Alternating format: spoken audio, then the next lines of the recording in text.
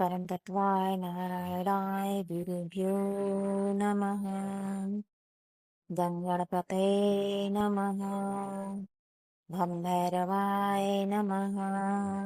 ऐं शक्तिशालिनी उभये ऐं। प्रणाम श्रोतागणों। आज मैं श्री दुर्गा सप्तशती में वर्णित तृतीय अध्याय का पाठ हिंदी में करने जा रही हूँ। तो चलिए पाठ आरंभ करते हैं। जय माता रानी। जगदम्बा के श्री अंगों की कांति उदय काल के सहस्त्रों सूर्यों के समान है। वे लाल रंग की रेशमी साड़ी पहने हुए हैं। उनके गले में मुंडमाला शोभा पा रही है। दोनों स्तनों पर रक्त चंदन का लेप लगा है। वे अपने कर कमलों में जप मालिका, विद्या और अभय तथा वर नामक मुद्राएं धारण किए हुए हैं। 3 नेत्रों से सुशोभित मुखारविंद की बड़ी शोभा हो रही है। उनके मस्तक पर चंद्रमा के साथ ही रत्न में मुकुट बंधा है तथा वे कमल के आसन पर विराजमान हैं। ऐसी देवी को मैं भक्ति पूर्वक प्रणाम करता हूँ।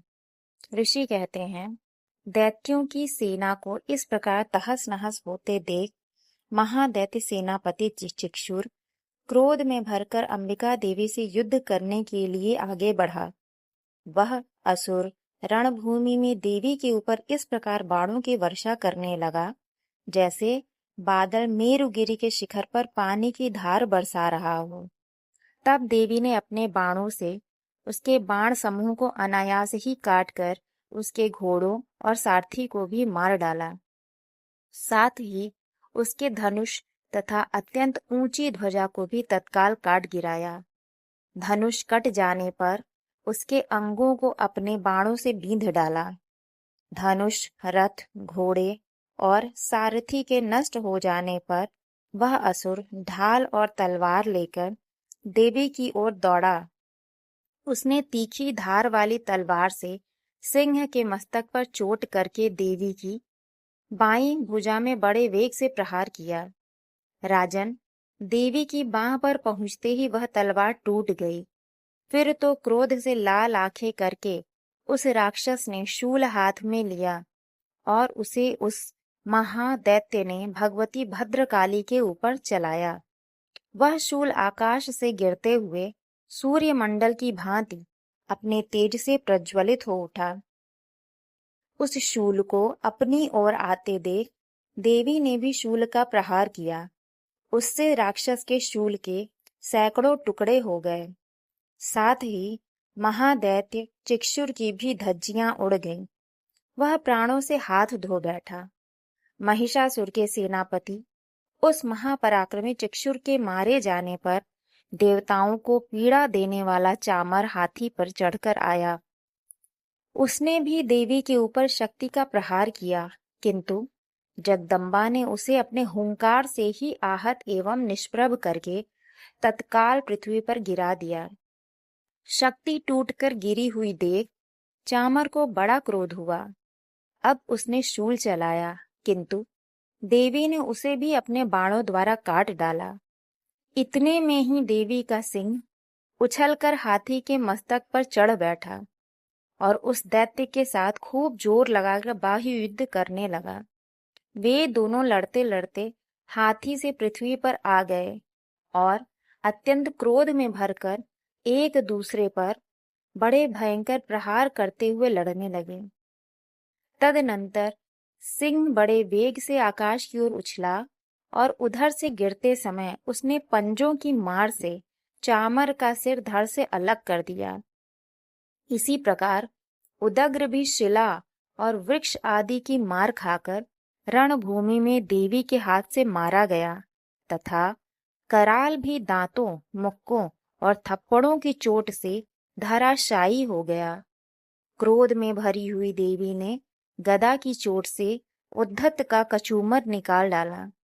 भिंदी पाल से वाशकल को तथा बाणों से ताम्र और अंधक को मौत के घाट उतार दिया। 3 नेत्रों वाली परमेश्वरी ने त्रिशूल से उग्रास्य, उग्रवीर्य तथा महाहनु नामक दैत्यों को मार डाला। तलवार की चोट से विडाल के मस्तक को धड़ से काट गिराया। दुर्धर और दुर्मुख इन दोनों को भी अपने बाणों से यमलोक भेज दिया। इस प्रकार अपनी सेना का संहार होता देख महिषासुर ने भैंसे का रूप धारण करके देवी के गढ़ों को त्रास देना आरंभ किया। किन्हीं को थूथुन से मारकर, किन्हीं के ऊपर खुरों का प्रहार करके, किन्हीं किन्हीं को पूंछ से चोट पहुंचाकर, कुछ को सींगों से विदीर्ण करके, कुछ गणों को वेग से, किन्हीं को सिंहनाद से, कुछ को चक्कर देकर और कितनों को निश्वास वायु के झोंके से धराशायी कर दिया। इस प्रकार गणों की सेना को गिराकर वह असुर महादेवी के सिंह को मारने के लिए झपटा। इससे जगदम्बा को बड़ा क्रोध हुआ।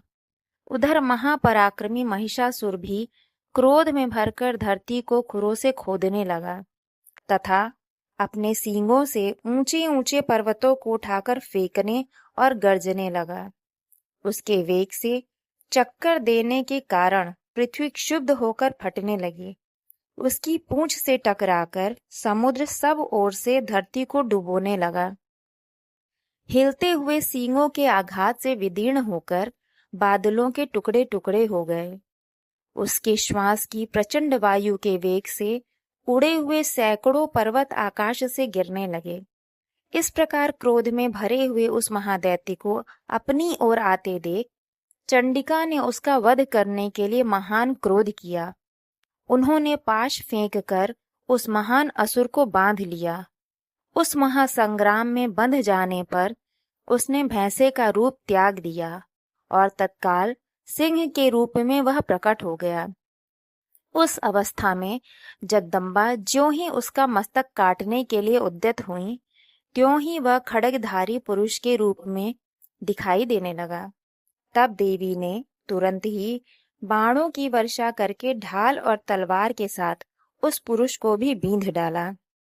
इतने में ही वह महान गजराज के रूप में परिणत हो गया तथा अपनी सूंड से देवी के विशाल सिंह को खींचने और गर्जने लगा। खींचते समय देवी ने तलवार से उसकी सूंड काट डाली। तब उस महादैत्य ने पुनः भैंसे का शरीर धारण कर लिया और पहले की ही भांति चराचर प्राणियों सहित तीनों लोकों को व्याकुल करने लगा। तब क्रोध में भरी हुई जगन माता चंडिका बारंबार उत्तम मधु का पान करने और लाल आंखें करके हंसने लगी। उधर वह बल और पराक्रम के मद से उन्मत्त हुआ राक्षस गर्जने लगा और अपने सींगों से चंडी के ऊपर पर्वतों को फेंकने लगा। उस समय देवी अपने बाणों के समूहों से उसके फेंके हुए पर्वतों को चूर्ण करती हुई बोली। बोलते समय उनका मुख मधु के मद से लाल हो रहा था और वाणी लड़खड़ा रही थी। देवी ने कहा, ओ मूढ़, मैं जब तक मधु पीती हूँ तब तक तू क्षण भर के लिए खूब गर्ज ले। मेरे हाथ से यहीं तेरी मृत्यु हो जाने पर अब शीघ्र ही देवता भी गर्जना करेंगे। ऋषि कहते हैं, यूं कहकर देवी उछली और उस महादैत्य के ऊपर चढ़ गईं। फिर अपने पैरों से उसे दबाकर उन्होंने शूल से उसके कंठ में आघात किया। उनके पैर से दबा होने पर भी महिषासुर अपने मुख से दूसरे रूप में बाहर होने लगा। अभी आधे शरीर से ही वह बाहर निकलने पाया था कि देवी ने अपने प्रभाव से उसे रोक दिया। आधा निकला होने पर भी वह महादैत्य देवी से युद्ध करने लगा। तब देवी ने बहुत बड़ी तलवार से उसका मस्तक काट गिराया। फिर तो हाहाकार करती हुई दैत्यों की सारी सेना भाग गई तथा संपूर्ण देवता अत्यंत प्रसन्न हो गए। देवताओं ने दिव्य महर्षियों के साथ दुर्गा देवी का स्तवन किया। गंधर्वराज गाने लगे तथा अप्सराएं नृत्य करने लगी। इस प्रकार महिषासुर के वध के साथ ही तीसरा अध्याय पूरा हुआ। जय माता रानी। बोल साचे दरबार की जय।